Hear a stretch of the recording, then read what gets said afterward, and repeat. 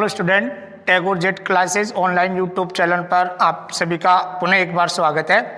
आज हम बात करेंगे एक महत्वपूर्ण विषय पर जिसका नाम है स्टडी ऑफ मेडिसिन प्लांट, जिसको आप कह सकते हैं औषधीय पादपों का अध्ययन।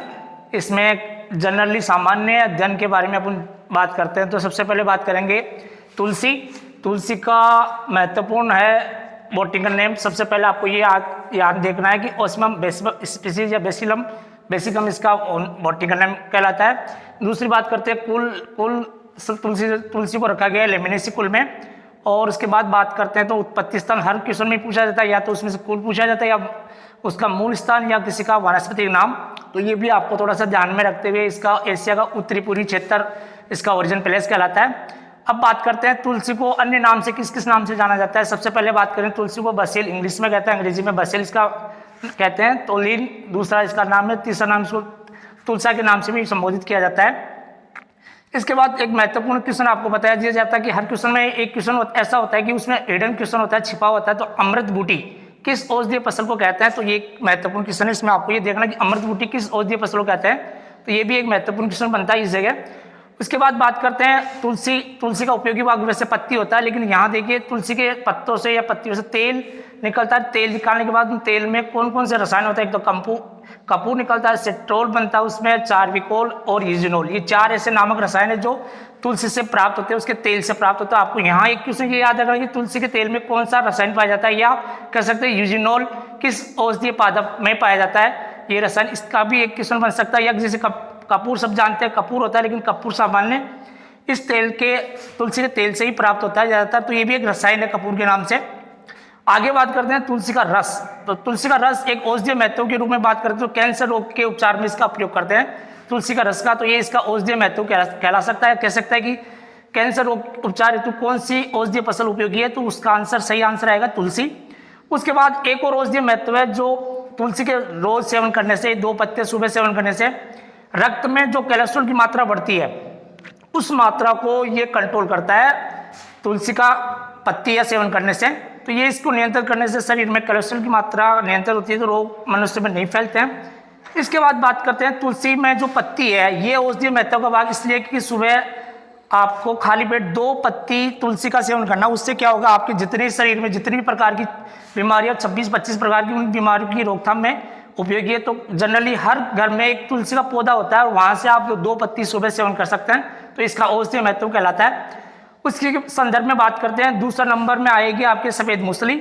सफ़ेद मूसली भी एक ऐसी औषधीय फसल है जो अमूमन प्रयोग की जाती है, जिसको क्लोरोफाइटम बोरिविलिनम के नाम से जाना जाता है। इसका बॉटनिकल नेम है। कुल में रखी बात करें तो कुल में इसको लिलियेसी कुल में रखा गया है और इसका ओरिजिन प्लेस है अफ्रीका। एक थोड़ा सा ध्यान रखना कि कई औषधीय फसल है, उनमें से 1-2 का आपसे या तो कुल पूछेंगे या उसका बॉटनिकल नेम, या हो सकता है उसका उत्पत्ति स्थल भी पूछा जाए। बात करते हैं, आप सब जानते हैं कि शिलाजीत, यहाँ तुलसी या सफेद मूसली को कहते हैं दूसरी शिलाजीत। भारत की अगर क्वेश्चन पूछा जाए भारत की दूसरी शिलाजीत किस औषधीय फसल को कहते हैं, तो सफेद मूसली इसका राइट आंसर आएगा। आपको ये पता होना चाहिए कि दूसरी शिलाजीत किसको कहते हैं। इसी संदर्भ में बात करते हैं तो सफेद मूसली को प्रकृति का बहुमूल्य उपहार, एक क्वेश्चन यहाँ से भी बन सकता है। क्वेश्चन इस तरह पुटअप होता है, निम्न से किस औषधि को प्रकृति का बहुमूल्य उपहार कहा जाता है। तो ये भी आपको थोड़ा ध्यान रखना है। ऐसे लाइट क्वेश्चन ये भी इस लाइन में भी क्वेश्चन बनता है। एक और क्वेश्चन इसी में दिव्य जड़ी बूटी, ये भी एक क्वेश्चन बनता है किस औषधीय फसल को दिव्य जड़ी बूटी की संज्ञा दी गई है, दिव्य जड़ी बूटी कहते हैं। ये भी इसका आंसर है। एक बात करते हैं कंदील जड़ें।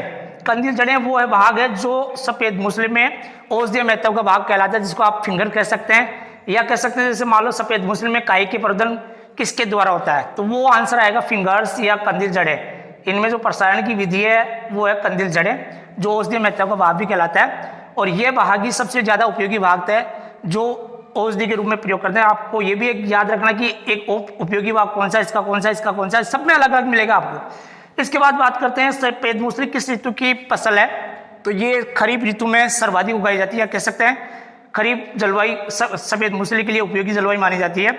उसके बाद बात करते हैं सफेद मूसली को जॉनसेंग एक पौधा है जो अमेरिका में उसका विकल्प माना गया है। ये जैसे अपने भारत में सफेद मूसली है वैसे ही जॉनसेंग अमेरिका में एक औषधीय महत्व का पादप कहलाता है, उसका इसका विकल्प माना जाता है। तो ये भी एक महत्वपूर्ण क्वेश्चन है कि सफेद मूसली किस पौधे का विकल्प माना जाता है, या जॉनसेंग पौधे का विकल्प पौधा कौन सा है या कौन सी औषधीय फसल है। तो उसका सही राइट आंसर आएगा सफ़ेद मूसली। इसी के आगे आपको देखना, सफ़ेद मूसली एक ऐसी औषधि है जो शरीर की शीतलता, जिसको अपन कह सकते हैं कमजोरी, और एक प्रजनन क्षमता, इस दो में बढ़ावा करती है। यहाँ इसको दूर करती है शरीर की कमजोरी को, और यहाँ प्रजनन क्षमता को बढ़ाता है। ये इसका औषधीय महत्व कहलाता है। तो ये भी एक क्वेश्चन बहुत सारे कई व्यक्तियों में क्या शरीर की कमजोरी दूर करने के लिए सफ़ेद मूसली का सेवन करते हैं। उसके बाद अगर किसी में प्रजनन क्षमता की कमी आ रही है तो प्रजनन क्षमता को बढ़ाने के लिए भी सफ़ेद मूसली का औषधीय महत्व है। इसी के संदर्भ में बात करेंगे, इसका उपयोग आयुर्वेदिक, एलोपैथिक, यूनानी, इन 3 प्रकार की दवाओं में किया जाता है। तो यहाँ एक क्वेश्चन और बन रहा है, लास्ट में आपको बता दिया जाएगा कि एक ऐसे कौन सी औषधि है जिसको आयुर्वेदिक, एलोपैथिक या यूनानी दवाओं में सबसे ज़्यादा प्रयोग किया जाता है। तो उसका राइट आंसर आएगा सफ़ेद मूसली। तो ये भी एक महत्वपूर्ण क्वेश्चन है। तो ऐसे आपको इसको सिस्टम वाइज अगर आपको देखना है, समझना है, उसको देखते जाओ, पूछते जाओ और समझते जाओ। तो यहाँ से कौन कौन से क्वेश्चन थोड़ा ज़्यादा इंपॉर्टेंट है। एक क्वेश्चन तो महत्वपूर्ण है, जैसे मान लो क्लोरोफाइटम बोरिबिलम किसका वनस्पति नाम है। आपको 4 ऑप्शन दिया जाएगा, उसको आपको सिलेक्ट करना कि इसका आंसर कौन सा है। या फिर पूछ सकते हैं इसमें से कुल कौन सा लिलियेसी या लिलियेसी पादप, या कह सकते हैं सफ़ेद मूसली किस कुल का पादप है, इस तरह भी आपको पूछा जाता है। या फिर जैसे मैंने बताया अभी शिलाजीत किसको कहते हैं, या प्रकृति का बहुमूल्य उपहार किसे कहते हैं, या दिव्य जड़ी बूटी किस औषधीय फसल को कहते हैं। ये इतने महत्वपूर्ण क्वेश्चन है जो आपको कहीं कहीं मिलेंगे, कहीं गाइड में नहीं भी मिल सकते, लेकिन आपको यहाँ से पूरा आपको मैटर मिलेगा। इस तैयारी के साथ आप इसको अच्छी तरह से कर सकते हैं। इसके बाद बात करते हैं तीसरी फसल सोनामुखी, या जिसका दूसरा नाम है सनाई। सनाई का बॉटनिकल नाम है केसिया अंगुस्टिफोलिया, जो आपके सामने शो हो रहा आपको दिखाई दे रहा है। ये इसका सनाई का वानस्पतिक नाम है। और फैमिली या कुल की बात करें तो ये लेग्यूमिनेसी कुल का औषधीय पादप है। और इसकी मूल स्थान या उत्पत्ति स्थान है अरब या सोमानिया, इसका मूल और उत्पत्ति स्थल कहलाता है। इसके बाद बात करते हैं, सनाई को अंग्रेजी में इंडियन सेना के नाम से जाना जाता है। ये भी एक महत्वपूर्ण क्वेश्चन है, आपको आपकी जानकारी के लिए बता दिया जाएगा कि इंडियन सेना किस औषधीय फसल को कहते हैं, या इंडियन सेना किससे संबंधित है। तो ऑप्शन को आपको देखते हुए इसको सही करना है। इसके बाद बात करते हैं कि संस्कृत में सनाई को किस नाम से संबोधित करते हैं। मार्कंडी इसका नाम है, संस्कृत में मार्कंडी के नाम से इसको जाना जाता है, क्योंकि मार्कंडी एक संस्कृत शब्द है या संस्कृत भाषा का शब्द है। तो ये भी पूछा जा सकता है कि संस्कृत में सनाई को किस नाम से जाना जाता है, तो आपको थोड़ा देखना है, इसका भी क्वेश्चन अच्छा है। एक बात करते हैं, सनाई को स्वर्णपत्ती के नाम से या स्वर्णपत्ती औषधीय फसल भी कहा जाता है। ये भी एक महत्वपूर्ण क्वेश्चन है कि जनरल क्वेश्चन पूछा जाए तो आपसे स्वर्णपत्ती किस औषधीय फसल को कहते हैं, वह है सनाई या सोनामुखी। उसके बाद बात करते हैं कि राजस्थान में सबसे ज़्यादा सोनामुखी या सनाई की खेती कहाँ करते हैं। तो राजस्थान में अपने सबसे ज़्यादा खेती होती है इसकी जोधपुर में, दूसरा होता है बाड़मेर, तीसरा जैसलमेर और बीकानेर। या एक ही शब्द में कह सकते हैं कि पश्चिमी राजस्थान में सनाई की सर्वाधिक खेती होती है। इसमें से सबसे बड़ा जो महत्वपूर्ण किसान है, ये वाला जो जोधपुर वाला आपको दिखाया जा रहा है, ये आपको याद रखने की ज़्यादा जरूरत है, क्योंकि एक ही ऑप्शन आएगा उसमें से मेन आपके इनमें से 4 में से एक दिया जाएगा पश्चिमी राजस्थान का। तो जोधपुर उसका राइट आंसर होगा, आपको ये सही करके देखना है। इसमें बात करते हैं जलवायु की, तो जलवायु में जैसे सफ़ेद मूसली खरीफ की, तो ये शुष्क जलवायु की फसल है। ये इसके लिए कह सकते हैं कि इसकी खेती के लिए सबसे महत्वपूर्ण जलवायु कौन सी मानी जाएगी, शुष्क जलवायु सबसे इंपॉर्टेंट है। तो ये थोड़ा सा अच्छा क्वेश्चन है। इसमें भी इसमें देखा जाए कई बार जलवायु पूछते हैं, तो कई बार इसमें इसका बुआई का समय पूछते हैं, तो वही जलवायु वाला सेम इसमें आएगा। इसके बाद बात करते हैं, सनाई मुख्यतः एक रेचक औषधि फसल है जो पेट की सफाई के लिए कह सकते हैं या पेट सफाई के लिए दी जाती है। तो यह भी महत्वपूर्ण क्वेश्चन है कि सनाई कौन सी औषधि है, रेचक है, विरेचक है या उत्तेजक है। इस तरह ऑप्शन में आपको पता होना चाहिए कि रेचक औषधि का मतलब क्या होता है। पेट सफाई के लिए ये औषधि खिलाई जाती है, प्रयोग की जाती है। उसके बाद बात करें सोनामुखी में कौन सा रसायन पाया जाता है। यहाँ सोनामुखी में सोनासाइड रसायन पाया जाता है, ये एक महत्वपूर्ण क्वेश्चन है।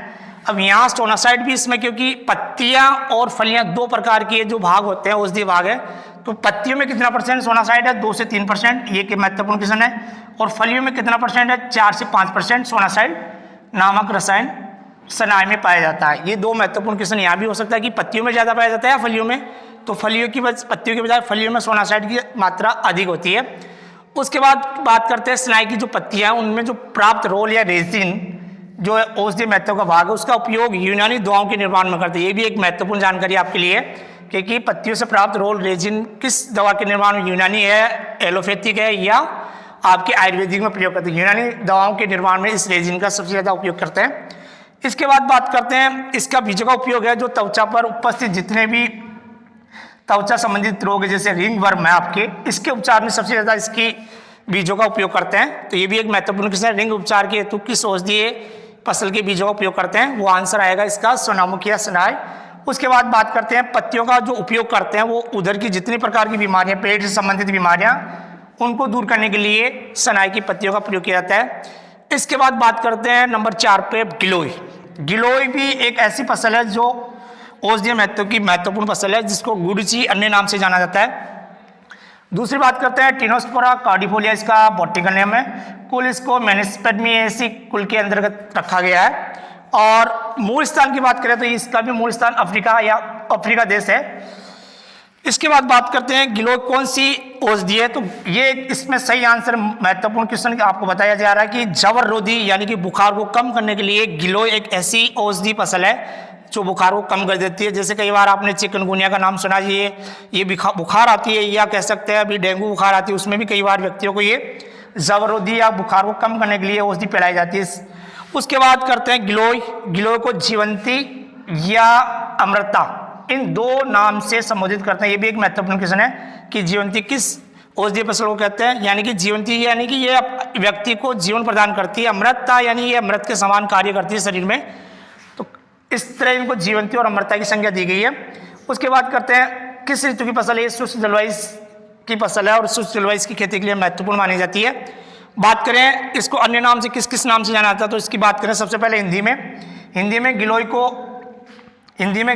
इसे गिलोय नाम से जाना जाता है। अंग्रेजी में इसको टिनोस्पोरा कहते हैं तथा लैटिन भाषा में इसको टिनोस्पोरा कार्डिफोलिया इस नाम से जाना जाता है। तो एक यहाँ भी महत्वपूर्ण क्वेश्चन आपको याद रखना है कि हिंदी में इसे गिलोय कहते हैं, अंग्रेजी में इसका टिनोस्पोरा नाम है, लैटिन भाषा में इसको टिनोस्पोरा कार्डिफोलिया के नाम से जाना जाता है। उसके बाद करते हैं इसके बाद गिलोय का फल, इसका फल का जो संरचना आकृति है वो मटर के समान पाई जाती है। ये भी एक अच्छा क्वेश्चन है कि कई बार पूछ लेते हैं जनरली कि गिलोय के फल का आकार किस प्रकार का होता है, तो मटर के आकार के इसके फल पाए जाते हैं। और फूलों की बात करें तो फूलों का रंग इनका पीला होता है। ये भी एक अच्छी बात जानकारी है आपके लिए कि गिलोय के फूलों का रंग कैसा होता है, पीला रंग का होता है।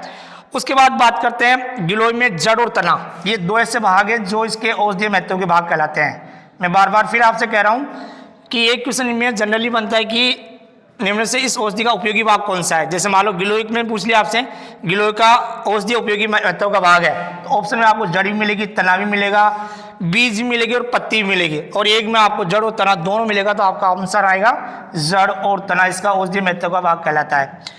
उसके बाद बात करते हैं इसका औषधीय महत्व या उपयोग। तो एक तो ये जवर को कम करती है, यानी कि अभी मैंने आपको बताया बुखार को कम करती है। दूसरा ये पांडु रोग में उपयोगी है।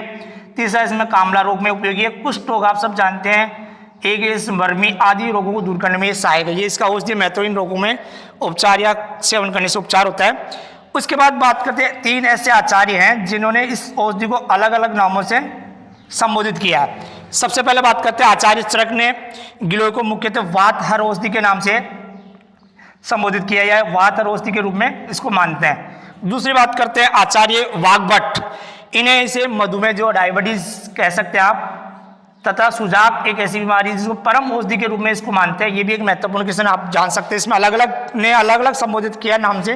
तीसरा आचार्य था चरक दत्त ने, चरक दत्त के अनुसार गिलोय जवर, कुष्ठ रोग और सलीपत आदि की श्रेष्ठ औषधि मानी जाती है। तो यहाँ से आपको थोड़ा सा ये देखना कि 3 प्रकार के आचार्य ने इस औषधि को किस किस नाम से संबोधित किया। इनमें से सबसे बेस्ट है वो आचार्य चरक ने दी वातहर औषधि, और दूसरा इसमें से आप देखोगे तीसरा चरक दत्त ने इसको जवरोधी औषधि माना है, और इसका सबसे ज़्यादा उपयोग करते हैं जवर को कम करने यानी बुखार कम करने के लिए। तो ये भी आपको एक महत्वपूर्ण क्वेश्चन है, और ये सारी जानकारी आपको इस यूट्यूब चैनल के माध्यम से दी जा रही है। इसको आप लाइक, शेयर और सब्सक्राइब जरूर कीजिए। तो बच्चे की क्रॉस थी रतन जो, जिसको आप कह सकते हैं जेट्रोफा का बॉटनिकल नेम है जेट्रोफा कर्कश। और फैमिली की बात करें तो ये यूफोर्बिएसी कुल से बिलोंग करता है।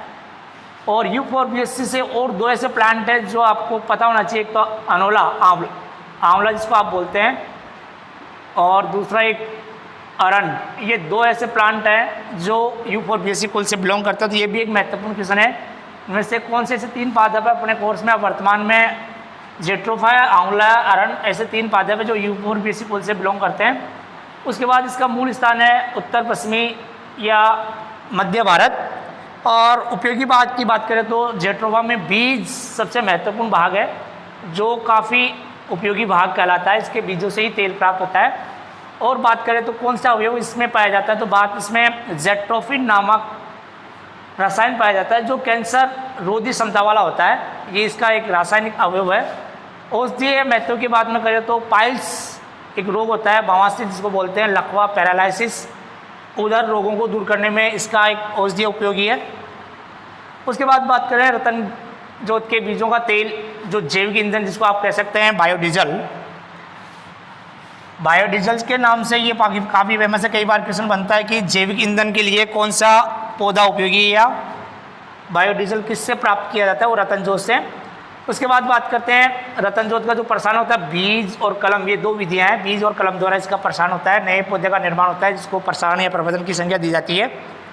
इसी के बाद बात करें तो जेट्रोफा में प्रति हेक्टेयर पौधों की संख्या, ये इसमें एक महत्वपूर्ण बिंदु R/P की दूरी के हिसाब से इन पौधों में इनकी संख्या रखी जाती है कि प्रति हेक्टेयर कितने पौधे आएंगे। तो 2/1 मीटर में अगर आप लंबाई और चौड़ाई या कह सकते हैं पंक्ति से पंक्ति और पौधे से पौधे की दूरी 2/1 मीटर रखते हैं तो 5000 पौधे प्रति हेक्टेयर संख्या इनमें रखते हैं। और अगर बात करें 1.5/1.5 मीटर रखने पर अगर R/P की दूरी रखते हैं तो इसमें 4444 पौधे प्रति हेक्टेयर आवश्यक होते हैं। इसी के बाद बात करते हैं रतन जोत में पुष्पन का समय। तो पुष्पन का समय रतन जोत में 2 बार होता है पुष्पन, एक तो सितंबर से दिसंबर, दूसरा होता है मार्च से अप्रैल। ये 2 ऐसे समय 2 बार पुष्पन होता है और दोनों बार में ही इनमें पुष्पन का समय है। उसके बाद बात करते हैं इसके प्रतिफल में बीजों की संख्या। तो सबको पता होना चाहिए कि रतन जोत में 3 से 4 फल, एक फल में 3 से 4 फल बीजों की संख्या पाई जाती है। ये भी एक महत्वपूर्ण क्वेश्चन माना जाता है कि कई बार मोहन पूछ लेते हैं, जैसे आपके कई बार पूछ लेते हैं, अनोला में पूछ लेते हैं आम में कितने बीजों की संख्या होती है, ऐसे ही रतन जोत के एक फल में 3 से 4 बीजों की संख्या पाई जाती है। उसके बाद बात करते हैं जेट्रोफा, जो कृषि भूमि के चारों ओर लगाया जाने वाला एक ऐसा औषधीय पादप है जो बाड़ के रूप में प्रयोग किया जाता है। ये भी एक महत्वपूर्ण क्वेश्चन है कि कौन सा औषधीय पौधा है जो बाड़ के रूप में कृषि भूमि के चारों ओर लगाया जाता है। इसके बाद बात करते हैं रतन जोत के बीजों की उपज, वो 4 क्विंटल प्रति हेक्टेयर प्राप्त होती है। इसके बीजों से जो प्राप्त होती है तेल से जो जेट्रोफिन नामक अवयव निकलता है वो कैंसर प्रतिरोधी वाला माना जाता है। ये भी एक इसका औषधीय महत्व में होता है। तो यहाँ से एक क्वेश्चन बनता है, एक तो इसका मैन है कुल, किस कुल का पादप है, एक इसमें जैविक ईंधन किस औषधीय पादप से या जैविक ईंधन या बायोडीजल किससे प्राप्त किया जाता है, ये सिंपल क्वेश्चन है। और एक क्वेश्चन इसमें हो सकता है जैसे मान लो इनमें पुष्पन का समय कब है, सितंबर दिसंबर या मार्च अप्रैल। तो ये मार्च अप्रैल और दिसंबर या सितंबर ये तो शीत ऋतु में होता है और ये मार्च अप्रैल वाला ये होता है ग्रीष्म ऋतु में इसका पुष्पन का समय।